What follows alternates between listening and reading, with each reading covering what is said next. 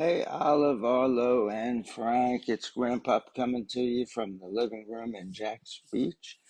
It's an exciting day here, but it's an even more exciting day in the Elkiat household because, Olive, I think you and your mom are going to go home today from the hospital.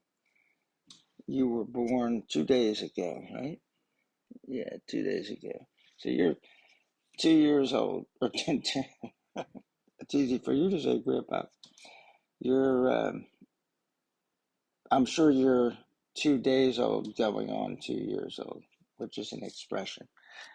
You'll hear that expression a few times in your life as you try to grow up and probably try to grow up faster than your parents want you to grow up. So, and here in the Clark household in Jacksonville Beach, we're having a new roof put on. They're right now, and you can hear the bang going on. They're up on the roof putting their supplies up there. And then on Monday, they're going to put the roof in, weather allowing, because we do have some rain coming this weekend and on into early next week. But by the middle of next week, we should have um, the roof on, and then soon after that, we're going to head on out to New Orleans, and we're going to get to meet you, little girl. So today, we're going to pick up in the Tales from Grimm special limited edition, a classic collection of favorite fairy tales from Grimm. And here it is.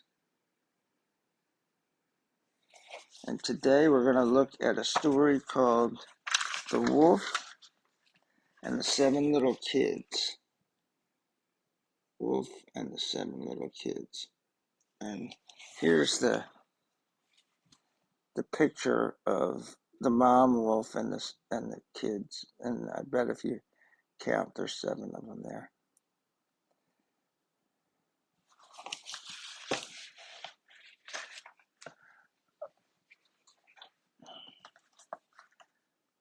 Once upon a time, there was an old mother goat who had 7 pretty little children, whom she loved very much.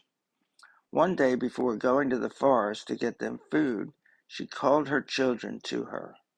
"My dears," she said, "I must go to the forest for food. I must leave you alone.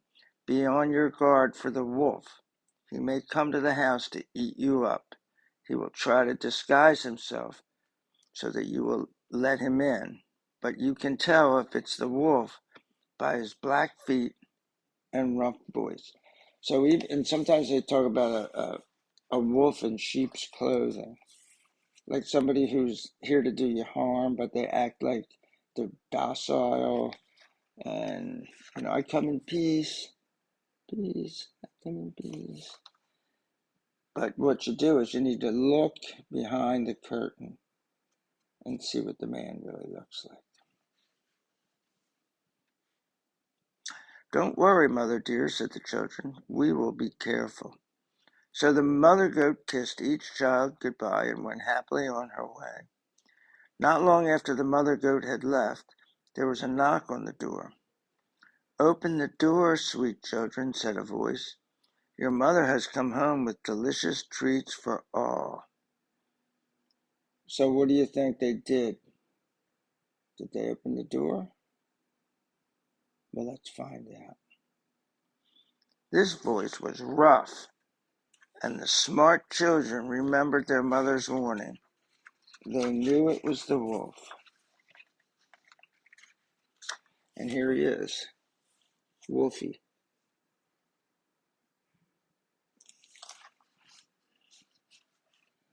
"Go away, wolf," cried the children.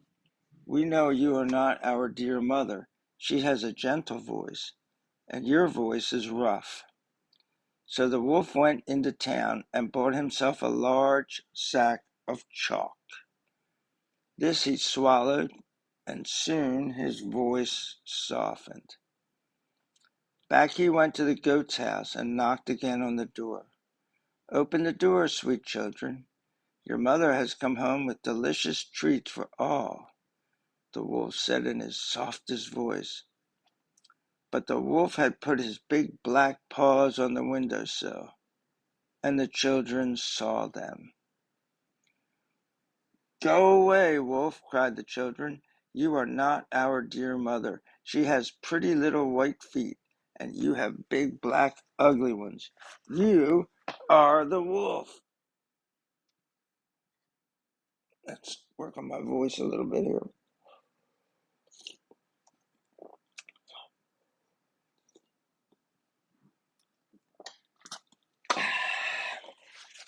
Tea. So the wolf ran back to town once more. There he found a baker and told him, "Put some flour on my feet because they itch and burn." The baker did as the wolf asked. Next the wolf said to the baker, "Throw some white meal over them too." And so here's flour. This is meal and this is flour. That's what those words say, meal and flour. And meal is very, like cornmeal is a coarsely ground dried corn. So meal is like almost like little pebbles of the grain, but flour is very, very fine. So if you put flour on your feet, it'll stick. The baker thought to himself, "The wolf needs a disguise. He is up to no good." So he said, "No, I will not give you any white meal." This made the wolf very angry. "Either you give it to me or I'll eat you up," he growled. The baker quickly gave the wolf the meal. So, and this begs the question, first off, why does the goat mother have to knock on the door to get into her own house? She would just use the key. Or maybe she doesn't have a pocket to put the key in, so that's why she doesn't have the key with her. But also, the goat, if he doesn't get in there, or the wolf, all he has to do is wait for the mother and eat her. Because it's not like mom's big enough that the wolf's not going to pick on her. She's a bigger meal. Now the wolf went for the third time to the goat's house, and for the third time knocked on the door and said, "Open the door, sweet children. Your mother has come home with delicious treats for you." "Show us your paws," said the children, "so we can tell if you are truly our dear mother." Through the window the wolf showed his white paws, and the children were fooled. Happily they opened the door. In sprang the wolf. "Help!" cried the children as they ran to hide. Each child quickly found a different hiding place. The first under the table, the second in a bed, the third behind the stove, the fourth in a kitchen corner, the fifth in a cupboard, the sixth under a washbowl, and the seventh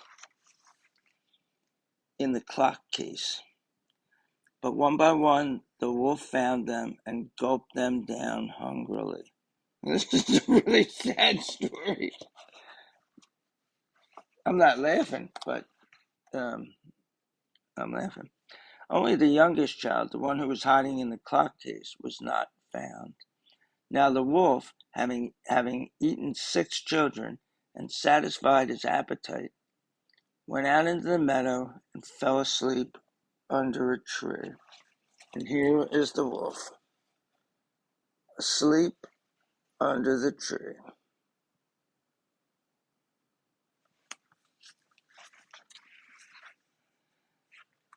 It wasn't much later when the old mother goat returned home. Seeing the cottage door open and the house in a terrible mess with pillows and quilts and chairs all out of place, she knew at once that the wolf had come. One by one she called for her children and heard nothing in reply. When she got to the last name, the name of her youngest child, she heard a tiny, soft cry. "Help me, dear mother, I am in the clock case." She ran and got the child from the case and learned all that had happened. Oh, how she cried when he told her that his sisters and brothers had all been eaten up. It's a sad day in the goat house.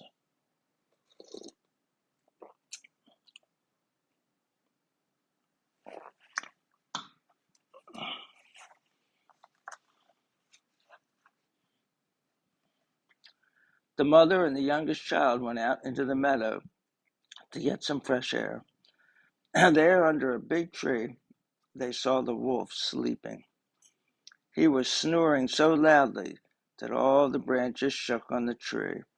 As the mother goat looked at him, she noticed that something was moving in the wolf's belly. So, and if you look at this picture, you can see the mother goose, the mother goat and the youngest baby goat are looking out, and you can see that something's kind of moving. That's similar to you. 3 days ago, Olive, you were still in your mom's belly and you were moving around, but it's a different kind of thing. Your mom hadn't eaten yet.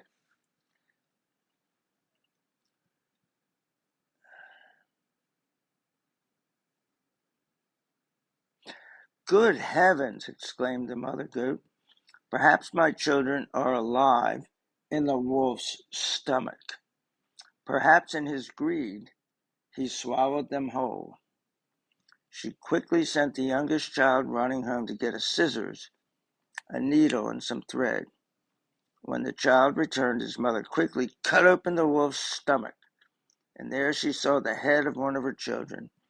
He sprang out of the wolf's stomach, and as the mother goat cut further, out sprang another child, and another, until all 6 children were free. None of the children were hurt, because the wolf had indeed eaten them too fast to even chew. He must have been hungry. Or Larry Phillips. Larry eats like that. Larry just puts a burger in his mouth, and then it disappears. Hopefully, Larry isn't watching these. Um, how happy they all were. They hugged and kissed one another, and their mother cried for joy. Suddenly, the mother goat had an idea. Quickly, children, go and fetch some big rocks. We will put them in the wolf's stomach while he is still asleep. It's pretty amazing. Like, she cut this wolf open with scissors and he's still asleep. So the children ran and brought back the biggest rocks they could carry and put as many into the wolf's stomach as they could fit. Before the wolf woke up, the mother goat sewed his stomach closed. Later, when the wolf had finished his nap, he felt very thirsty and went to the well for some water. As he walked, the rocks knocked against one another, and he said, "What, oh, what is in my gut? I just ate 6 children, but they would never make such knocks. Is my belly full of rocks?" He leaned over to drink from the well, but the rocks were so heavy that he fell in and was drowned. The 7 children saw him fall and ran happily to tell their mother. She made a nice lunch to celebrate the end of the mean wolf and invited the baker from town to join them. That's the end. Peace out.